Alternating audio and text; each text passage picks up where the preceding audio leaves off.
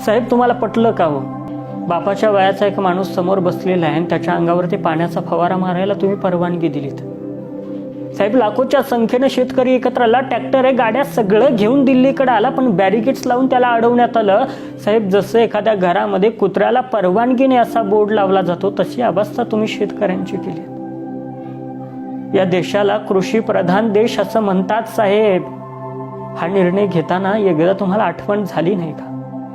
शेतकरी एकत्र आला, भले तो कसा आला काय आला माहिती नाही, तो योग्य आहे तो चूक आहे तो बरोबर आहे या गोष्टी अजिबात इथं महत्वाच्या नाही आहेत। पण कृषी प्रधान देशात ज्या शेतकऱ्यांसाठी कायदे केले ते शेतकऱ्यांना मान्य नाही आहेत आणि सरळ त्या शेतकऱ्यांना मान्य नाहीत तर केंद्र सरकारने हे कायदे पाठीमागे घेतले पाहिजेत। शेतकऱ्यांनाच मान्य नाही, कायदा जनतेसाठी असतो, जनता कायद्यासाठी नसते साहेब। लाखोंच्या संख्येने शेतकरी एकत्र येऊन सांगतात आम्हाला हे कायदे नकोयत, आम्हाला अजिबात नाही पाहिजे। भले कायदे चांगले असतील वाईट असतील महत्वाचं नाहीये, पण जर त्या शेतकऱ्यांना नको असतील तर तुम्ही बळजबरीनं का तुमचं घोडं पळवताय साहेब? साहेब एखाद्या पिकाला जर खुरप्याचा धक्का लागला ना तरी सुद्धा तासभर हळहळ करणारा आमचा शेतकरी बाप साहेब एवढा कठोर झालाय, याच्या पाठीमागं काहीतरी कारण असलंच पाहिजे। एवढ्या मोठ्या संख्येनं एकत्र येऊन आक्रोश मांडलाय त्या शेतकरी बापानं, इतक्या हळव्या मनाला तुम्ही कठोर बनवलं साहेब, त्यात काहीतरी गोंधळ असला पाहिजे।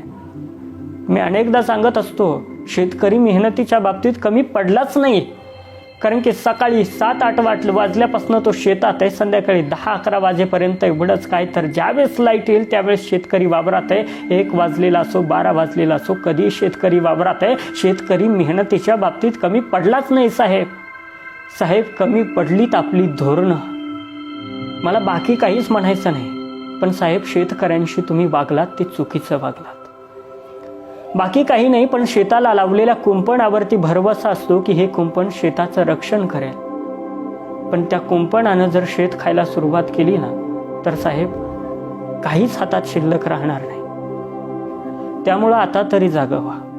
शेतकरी देशाचा कणा आहे हे मान्य करा। मी जरी महाराष्ट्रातून असलो ना तरी सुद्धा शेतकरी ही माझी जात आहे आणि मी माझ्या जातीसोबत कायम उभा असणार। I support Indian farmer. नाही हटला कधी मागे फिरला कधी तरी आली आणि वाढी नव्या जोमाने तो पुढे चाले गडी।